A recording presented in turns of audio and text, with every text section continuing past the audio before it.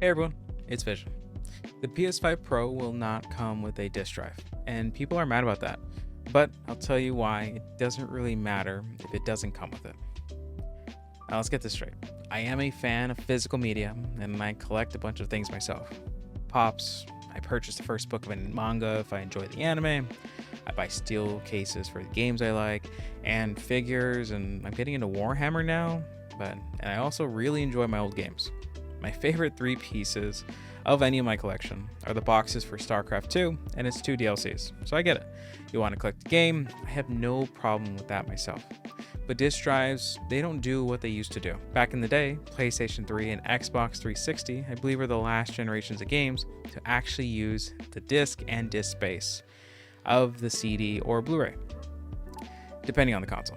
Xbox 360, the CDs technically took up to 8.5 gigabytes, and PlayStation using Blu-ray can technically get up to 25 or 50 depending on the CD type. I remember I used to play The Godfather on PlayStation 2. After beating the game, you can roam and do whatever you want. We learned that you can actually pop out the disc while it's running and still play the game. The console's RAM actually cached the entire open world, and it actually ran without any problems. So we were able to pop out the CD, put it into another PS2, and play at a friend's house. As long as we did not cut the power for the console, we could play. Now back to the storage.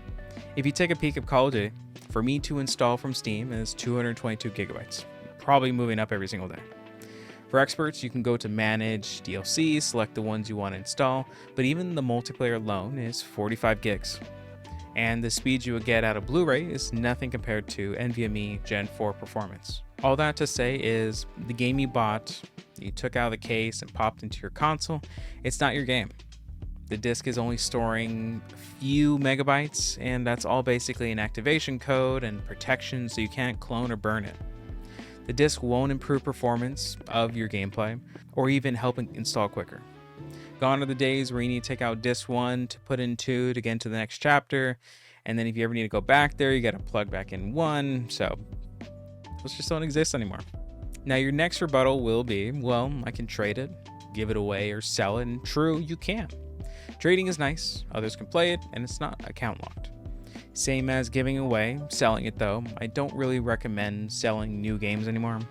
Back in the day, you can trade at GameStop and get some decent value, but take a look now, a brand new 2K25 that just came out on September 6th is a $33 of return value. And right when you just paid 70 bucks. And this is about less than a month when it came out from the time of recording. Now, I do recommend alternative Game Pass, but I get into a lot more in this other video I made. But the Too Long Didn't Read is a game you're only going to play for a few months. You can get access to that and more games and probably pay less than the actual full value of the single game.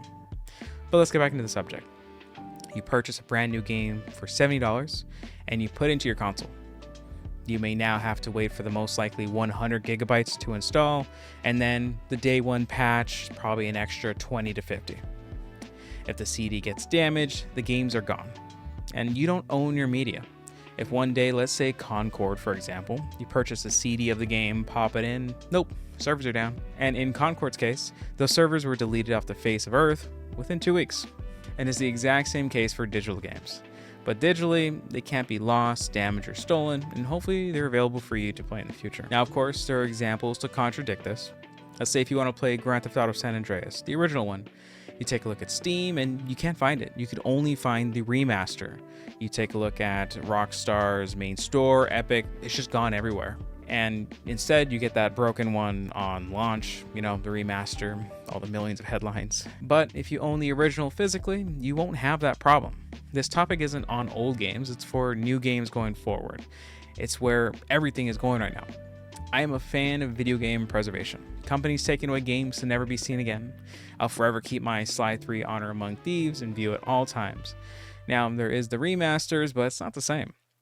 Now, I'm not saying that every game needs to be constantly updated or remastered, but I want the EXE of the game, especially if it's not available. I mentioned Godfather 1, but I really want to play Godfather 2 again. And I can't find that anywhere. I won't recommend any sites here specifically, but there are some safe ones out there. While writing this, I'm actually looking into ways of getting into this since I actually recently purchased and built a NAS so I can start preserving my own data. And there's gonna be a video coming about this soon if you're interested. But here's what you can do. Try to preserve the games that mean the most to you. I only condone pirating a game if it's no longer available anywhere, or you purchased it before and it's strictly for personal use. Anything else, I believe, is stealing. You can fight me on that. You can win. That's my opinion. You can give the middle finger to big corporate, but at least do not take from the indie companies. And remember, for the big company, the only people that suffer are going to be the devs, the managers, and people way up on top. They're not going to eat that issue. They're not going to eat that money. So that's my rant about the disk drive. Yes, you can buy the disk drive for $99. So unless it's your media player, I don't really recommend it because Blu-ray prices are probably in that price range. Oh yeah, scalpers are buying these up too. Don't purchase from them. You do not need it that badly. I do get it if you owned a PS5 disc drive already and have a ton of physical games, but if you already had a PS5, you don't need the Pro. Personal preference, if you want to throw the money at it, go for it.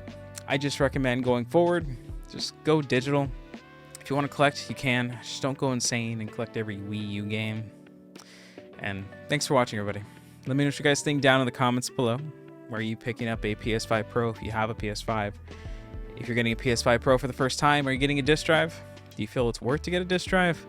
$100 is pretty steep when you're already spending technically the most expensive console. Have a good one, everyone. See ya.